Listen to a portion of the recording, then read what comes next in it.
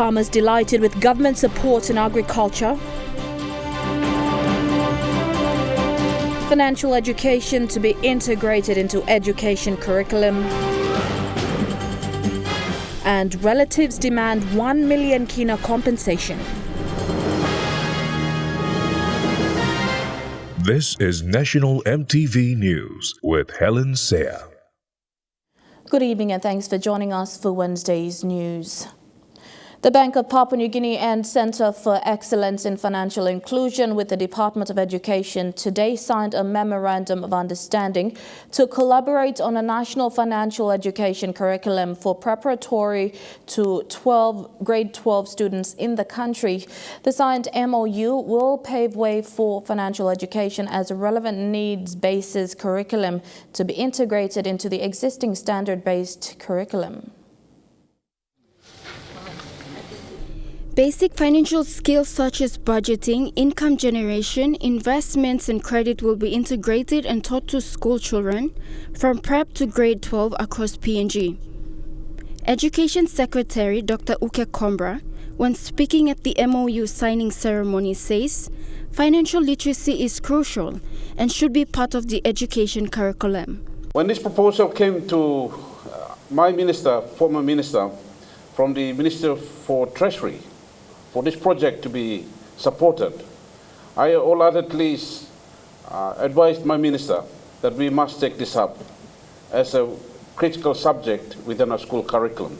Every child in a school must be able to understand and effectively use various financial skills.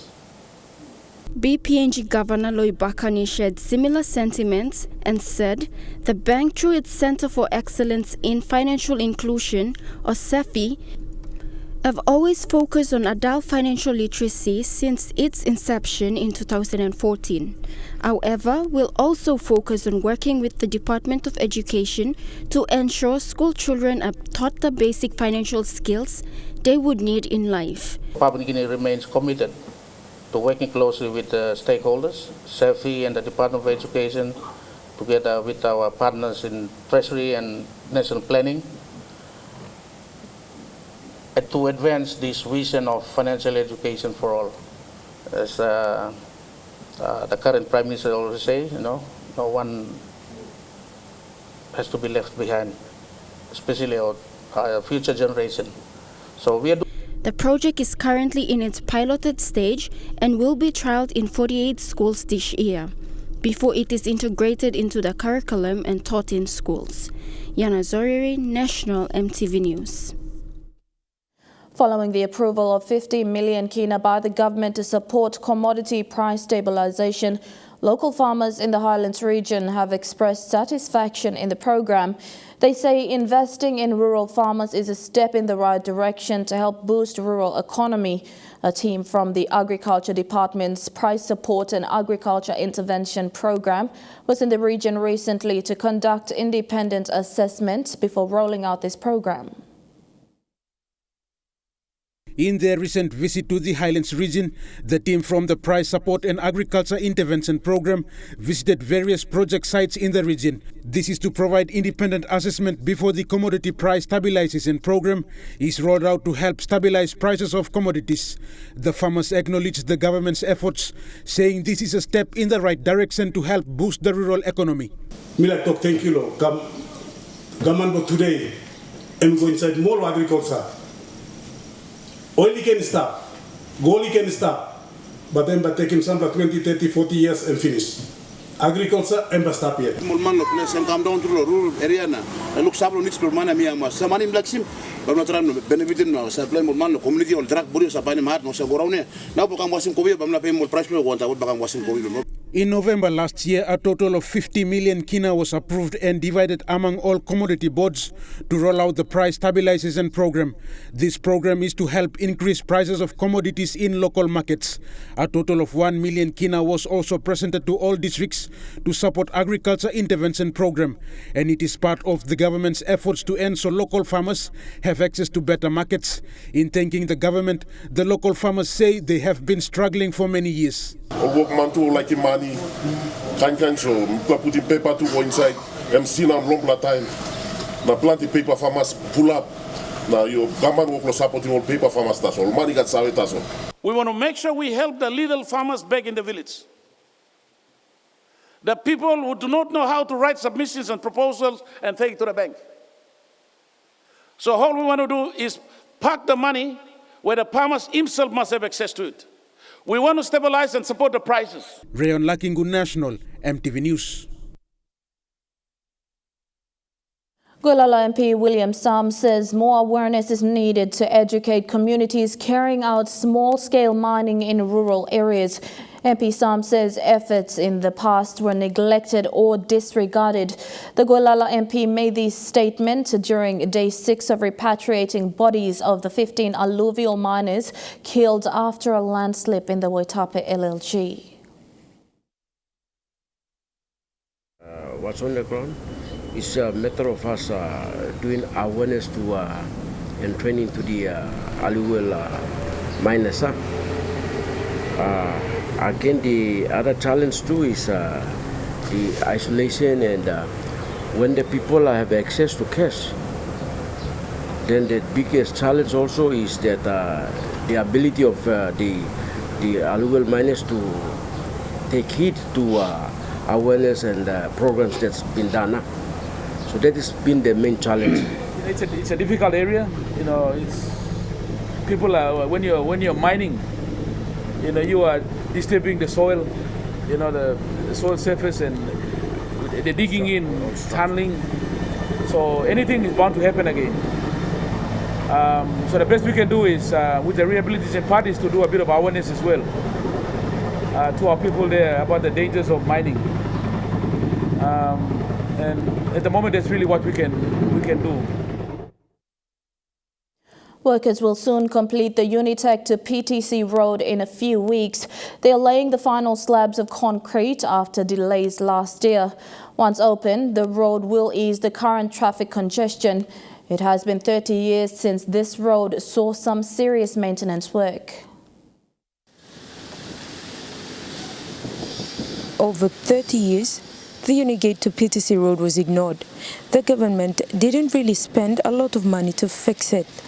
The state of the road became so bad that buses refused to travel on it. Workers on site are now putting the final touches to the road before it officially opens. Concrete, yeah. Time last 28 days. The reconstruction started late last year and will soon be over. The road had parts of it maintained in 2017, but that didn't solve the problem. Residents living along the road said they are happy the road is finally nearing completion. This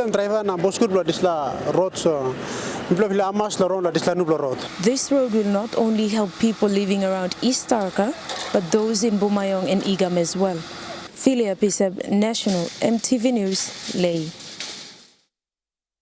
PNG Air advises the travelling public that Controller David Manning advises of a grace period of flights to and from Hoskins to be on the 2nd to the 11th of this month. This is as per measure number 13 of the National Pandemic Act 2020.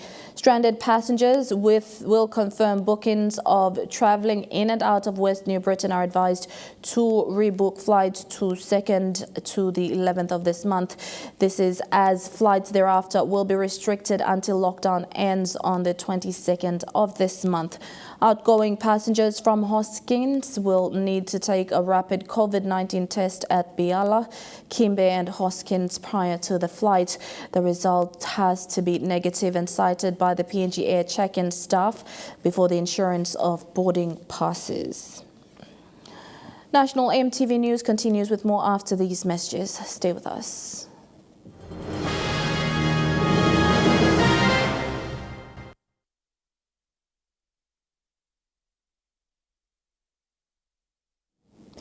Welcome back to the news. On Sunday, two warring tribes in Usino Bundi district of Medang reconciled and made peace following clashes.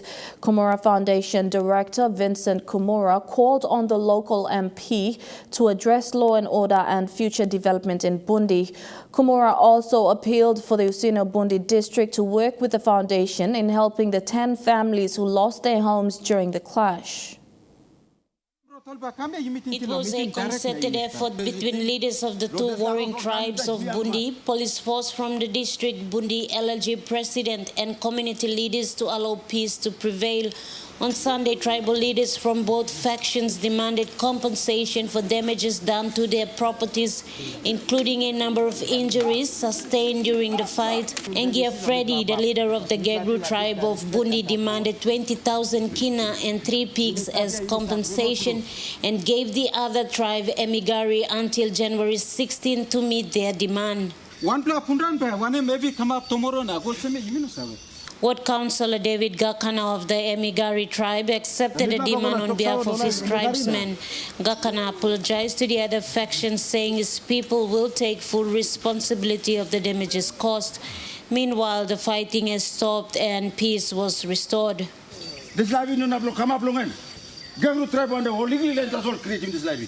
The foundation director wants to work with the District Development Authority in helping those families lost everything during the clash.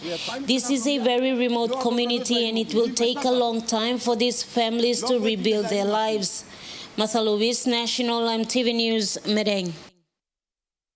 The tribesmen of Jawaka men killed in Port Moresby over the festive period last year are demanding 1 million kina compensation claim from the Western Highlands and Hela provinces. At the receiving of the casket of late Wilson Alu from Port Moresby to Mount Hagen yesterday, the Dange tribesmen presented their petition to the Jawaka Provincial Police Commander.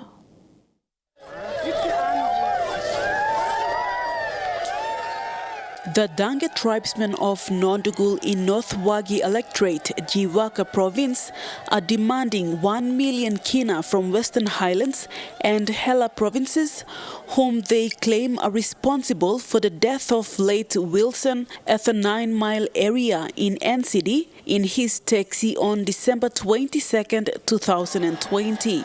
They say failure to respond to their petition within 14 days, they will retaliate with extreme actions like blocking the main Highlands highway and causing harm to people.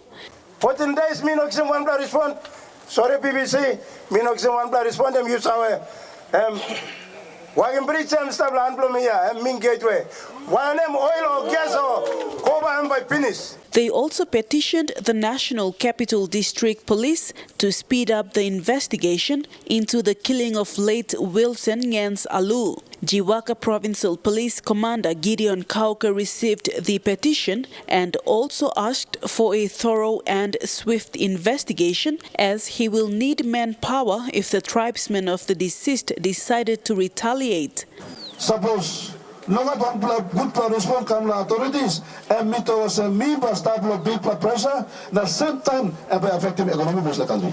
So me request all authorities all must come down and take something initiative. According to police report, late Wilson was in his taxi and was mistaken to be from Hagen by men from Hela who had a clash earlier. His medical report shown that he was allegedly attacked by a mob with multiple knife wounds to his brain, neck and shoulder.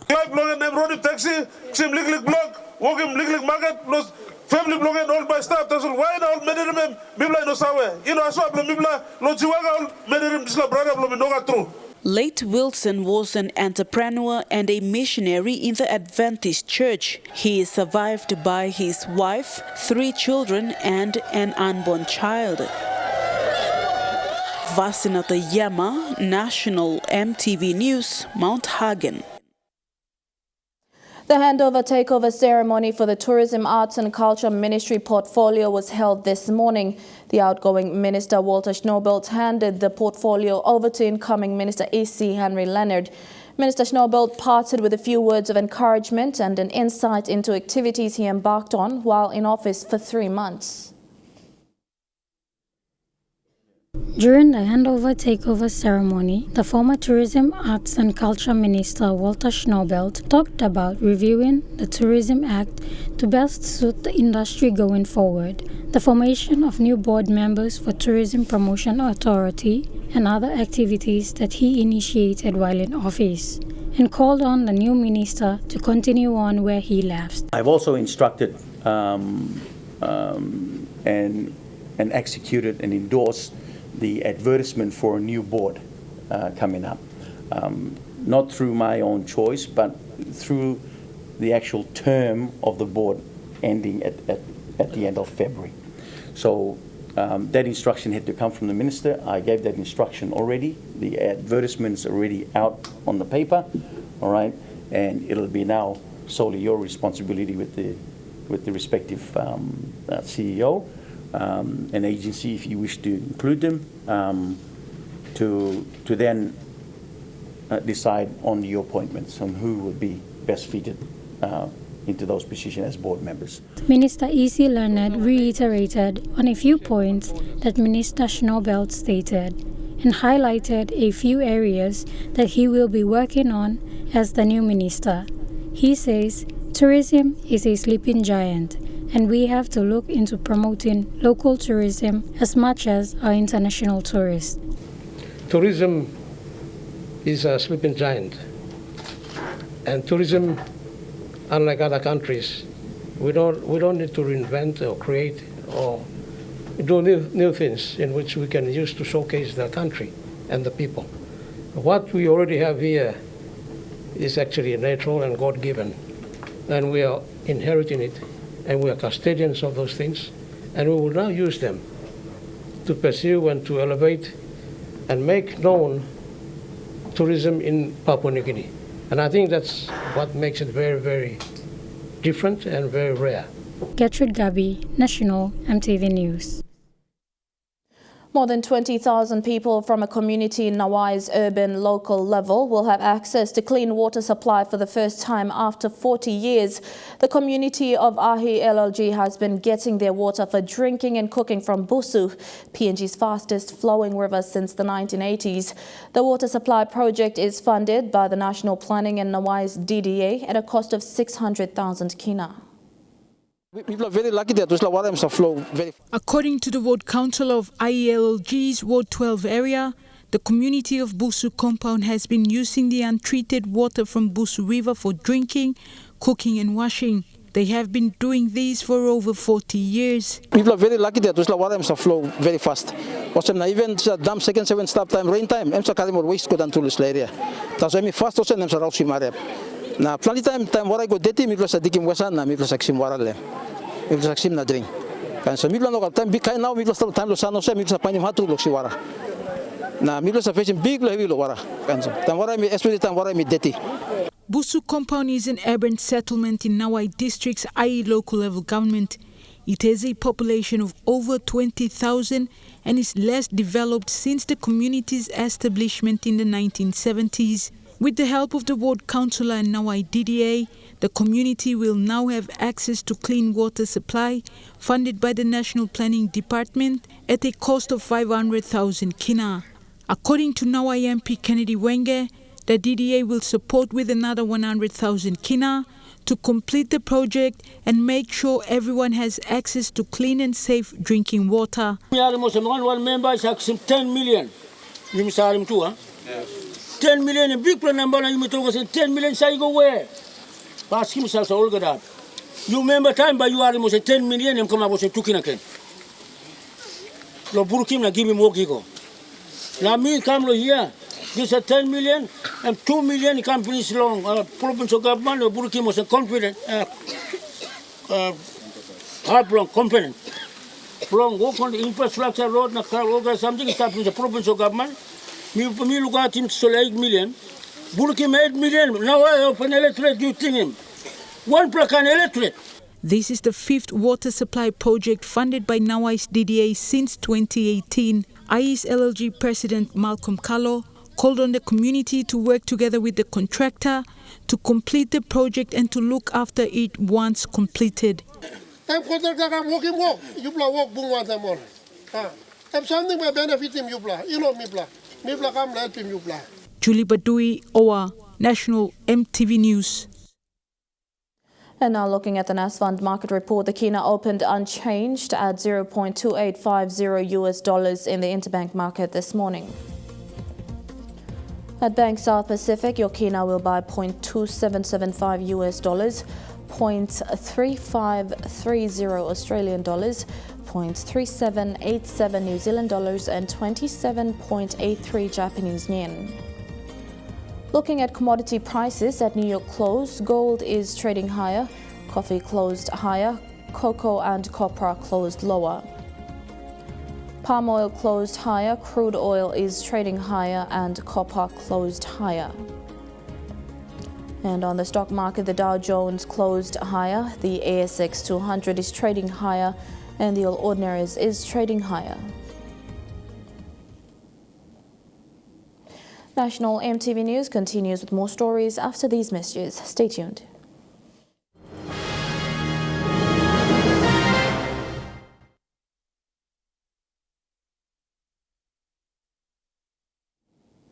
Welcome back to the news. Lolowata Island Resort recently donated a total of 5,000 kina to non-profit organisation City Mission PNG. The funds were a donation from guests who had stayed over at Lolowata during the festive season. As part of their social responsibility in helping the community, Lolowata Island Resort set up a Christmas tree at the resort. This, called the Giving Tree, was to raise funds for Port Moresby City Mission. Guests who had spent the festive season over at the resort donated small amounts of cash to the cause. We were able to generate 5,000 kina as a donation to our Giving Tree concept from all our guests stayed during the Christmas and New Year period. And I'm pretty much sure that will help City Mission for their motto of spreading the love of God and helping the human needs. They've been doing a great job to our society, and it's just a small support from Lolowata Island Resort to City Mission PNG, and I'm pretty much sure that this will help their mission. City Mission is a not-for-profit, faith-based organisation that helps people living off the streets. Most of these are young boys who engage in substance abuse and petty crimes. The boys are taken off the street and taught skills to enhance their livelihoods, some of which include building and gardening skills. These skills also ensure the survival of the organisation as they grow their own food on their own farm. Normally we have 170 boys all year round. This is the rehabilitation program which we take boys from the street, and we're thankful that Lolowata management has come for our rescue to give us a donation of 5,000 kina check, and we're looking forward in working in partnership with Lolowata in the years to come. The donation strengthens the relationship between City Mission and Lolowata Island Resort, who are opting to purchase fresh greens and vegetables from the City Mission farm. Vision City Mega Mall, in partnership with Air Niugini, presented 3 major draw winners with prizes today. The grand draw marks Vision City's 10th year anniversary in Port Moresby. 3 major winners received their grand prizes today at the Vision City Mega Mall. Grand winner Madonna Bolos was awarded a check worth 50,000 with a return ticket for 2 to Sydney, while the other 2 winners, John Carlo and Michael Diba, were given 500 kina monthly vouchers each for a year. I'm so happy, grateful, because it's an unexpected blessing. The major draw was put off in May last year due to the COVID-19 pandemic. Michael Diba was one of the lucky winners. He spent only 14 kina and entered the draw. He said the 500 kina monthly voucher will be of great help for him and his family. I'm thinking this is going to be a help for me and my family to save up for this year. Over 100 prizes were also presented today. Esther Thailam, National EMTV News. Turning overseas, the U.S. state of Georgia will determine the shape of America and Joe Biden's presidency for years to come. In today's runoff vote, the Republicans only need to win 1 seat to retain the Senate majority. Lines like these are a common sight in America today, but this is not for COVID testing or a food parcel. We're here to make a difference. These Georgians queuing for hours to cast their votes in a Senate runoff race that will decide the balance of power in America. It's pretty empowering knowing that, having a vote can really shape the rest of the year. If the Republican candidates can hold on to their seats, they'll be able to slow down, even shut down, the plans of incoming President Joe Biden. Are you ready to show America that Georgia's a red state? Or maybe the tide will turn blue, Democrats reversing years of voter suppression for one of the closest races the state has ever seen. My name is on the ballot and the bus, but this is a collective effort. Money's poured in from across the country, more than $500 million spent on advertising by the candidates in just the last 2 months. They're battling not only each other, but a constant barrage of misinformation about the election. We cannot trust any of these results. This time around, early ballots have already been checked and counting started as soon as polls closed. But no matter the outcome and no matter how he chooses to work with the Senate, Joe Biden has a more pressing problem. Getting America vaccinated will be one of the most difficult operational challenges this nation has ever faced, but we've known it for the last months. This administration has gotten off to a god-awful start. The rollout of vaccination programs is haphazard. In Florida, the state is running ticketed events for dose allocations. They told us that they don't have enough resources to give us the shot, but they promised they'll take us tomorrow morning.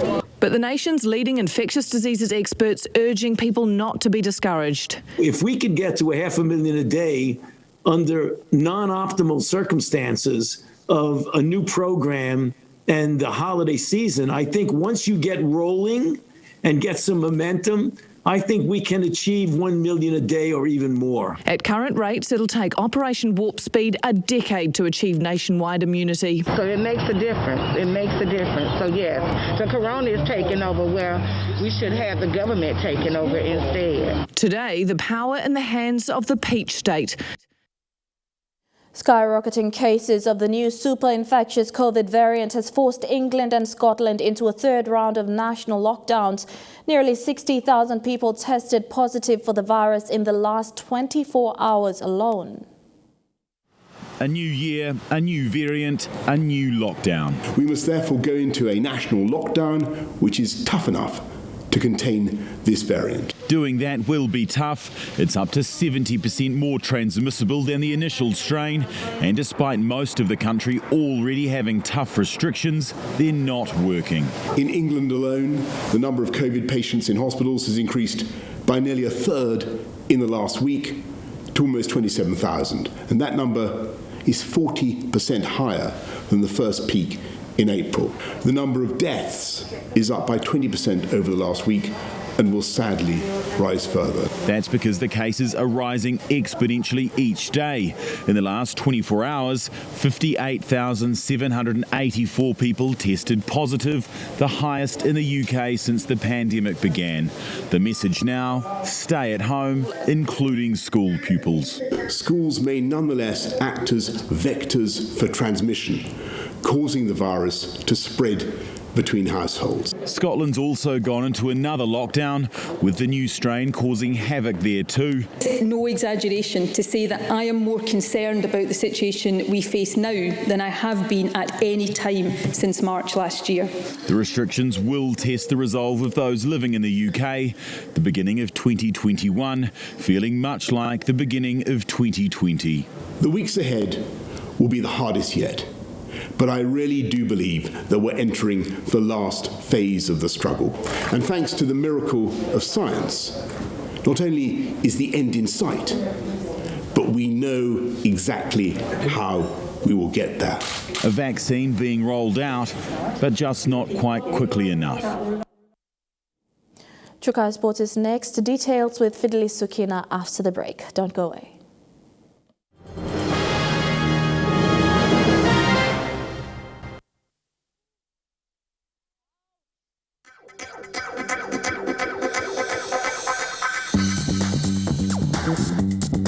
Trukai Sports.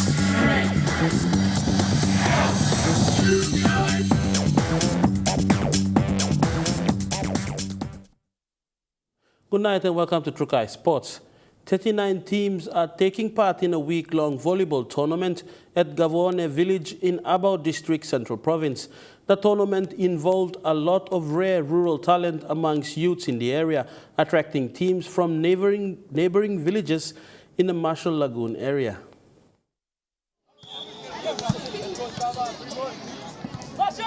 The annual tournament in Gavone village has been a popular event as part of festive season celebrations over recent years, attracting teams from neighboring places like Kupiano Government Station, Kelerakwa and Meida.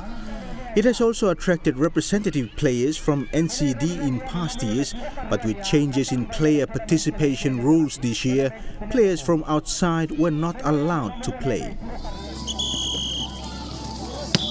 The aim of the tournament, under various sponsorship, has been to expose rural talent, which has resulted in certain teams or players taking part in national championship events in previous years. This year's tournament is sponsored by a PMV operator in the village, Ina Transport, with a total of 39 male and female teams participating. Village elders and tournament organizers have expressed that this annual event keeps youths away from unlawful activities and also encourages them to live good and healthy lives with the involvement of church leaders in the community as well. And therefore, community leaders are appealing for more sponsors to support the annual event. The tournament is expected to wind up on Friday, with cup winners in each division to receive 1,000 kina each. The village has been more commonly known for producing representative rugby league, rugby union and netball players in yesteryears, but the code of volleyball is now becoming increasingly popular among the youths. Apart from volleyball, some canoe racing was also held as part of the festive season celebrations amidst very challenging weather conditions. Dennis Orere, Trukai Sports. The Wowens Cup has done it again for the 7th time with the off-season soccer tournament that saw Bismarck walking away with the cup on the weekend. The tournament creates space for young people from both rural and urban areas of Momase to unite and showcase their talent through the game of soccer. Wowens Cup's 7th off-season soccer tournament was held at Lace Football Association Park. While the main idea was to keep young people out of crime, the tournament was also staged to identify raw talents that may get a chance to play in the National Soccer League. Competition coordinator Alex Toki told MTV News that over 30 teams from Moresby, Medang and East and West Sepik took part in the 2020 Wowens Cup. Last year, my team come all the way from Woginara. This year, my team come all the way from East Sepik, Lo Boykin. A team from Tep Tep in Moresby's Kabum district worked for almost 4 days to participate in the tournament. Me look out in youth, blow me play on idos. Me play training for 2.5 months, prepare lo coming. I'm taking me play 1.5 days, me play sleep na me lo bus, travel all the way from Tep Tep to Wantuat, and then from Wantuat me play spending 3 nights lab. Then me play come all the way to Lay. Me play come lo participate in the Wowens Cup. So far me play 4 games finish, 2 me play lose, 2 me play win. Wowens Cup is an off-season soccer tournament initiated in 2014. It's hosted annually during the Christmas and New Year's period. This is when young men from Momase's region, rural and urban areas unite to showcase their talents through the game of soccer. The purpose of this tournament is soccer for all talent. We are trying to bridge the gap between the international players, National Soccer League players, and those who have not played soccer. So we are inviting all the marijuanas, all the street vendors who have nothing to do at home to come and play soccer so that we can bridge the gap between those who are already up there and those who are down there. Currently, we look at corporate companies, people no close houses, but no got some line come up. So we come out long pocket long two married Mr. and Mrs. Namus. The name Wowen is a joint dialect from Momase's provinces, Moresby, Medang and Sepik, when referring to a male relative. Then you look in Medang, you got Wawa, or Bokawa sort of Awa. Me play at Lo Sepik, as me will Sepik, me play sort of wow. You me look him, so Ogara me put him come, me call him Wowen. So Wowen is a name of Kandre or cousin or uncle. Bismarck walked away with the Wowens Cup trophy with the help of international goalkeeper Ishmael Pole with a penalty goal over B-Tech in the men's final on Sunday. Julie Badui, Owa, Trukai Sport, Lay. And more stories after the break. Stay with us. Trukai Sports. And welcome back to Trukai Sports. No Kevin Durant, but no worries for his NBA team Brooklyn Nets, who put on an impressive win. They showed they have some depth this season. The Nets blowing out the Jazz 130-96. Kyrie Irving netting 29 points and showing a few tricks. And they are getting, there's Kyrie. Picked up by Gobert, they leave it for Allen. That's just as good of a play as there is right there. Kyrie Irving with a behind-the-back pass and the flush by Allen. The Nets are likely to be without Durant for at least their next 3 games. Japan prepares to host the Olympic Games hopefully this July, but its initial sport dealt with a blow with a top-ranked sumo wrestler testing positive for COVID. Hukaho was due to compete in this weekend's New Year Grand Tournament, but he took a test after losing his sense of smell. Japan is currently dealing with record infection rates. The government is considering declaring a state of emergency in Tokyo, but the country remains committed to hosting the Olympic Games. 感染対策を万全なものとし、世界中に希望と勇気をお届けするこの大会を実現するとの決意のもと、準備を進めてまいります。 At this stage, the International Olympic Committee won't need athletes to be vaccinated for the Olympics, but individual countries are looking at options for their respective teams. And that story wraps up Trukai Sports, the weather forecast for the next 24 hours when we come back. Bye for now. Trukai Sports.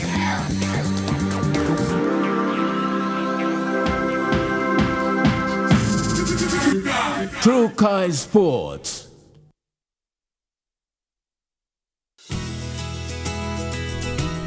This weather update is proudly brought to you by MoniPlus, with you always.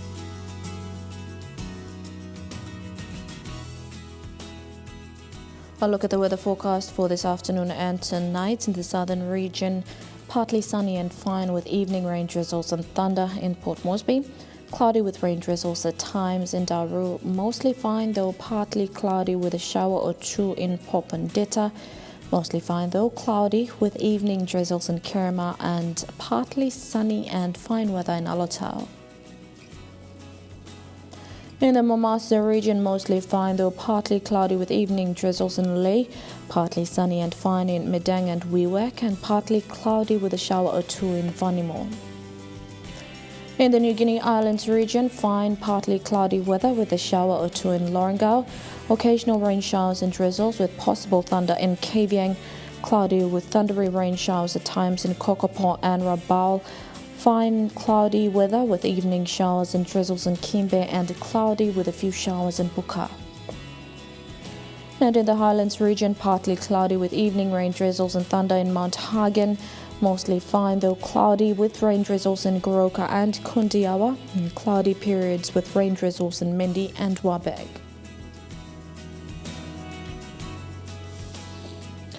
Forecast for small crafts for the next 24 hours. Waters of southern PNG Indonesian border through Torres Strait to Daru to Kiwai Islands to Kerema, to Yule Island to Hood Point to Samare Island with waters of eastern and western Milne Bay Islands, seas of 0.5 to 1.5 meters. Waters of Samare Island to East Cape to Cape Vogel through Huon Gulf to Finschhafen, with waters of Finschhafen through Vitiaz and Dampier Straits to Siasi Islands and Long Island, with waters of Long Island to Karkar Island to Wewak to Aitape, to the northern PNG Indonesian border, with waters of Manus and its western group of islands, including waters of New Ireland to Bougainville, and with waters of east and west New Britain, seas of 0.5 to 1.3 meters.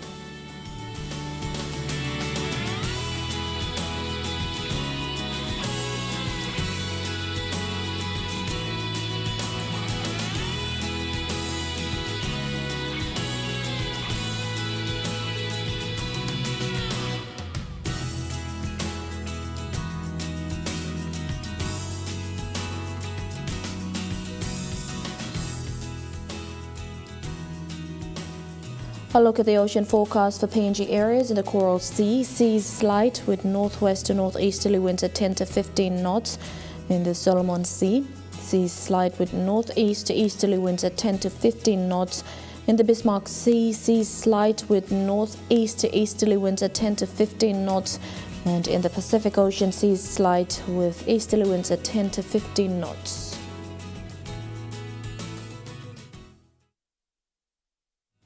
The weather update was proudly brought to you by MoneyPlus, with you always.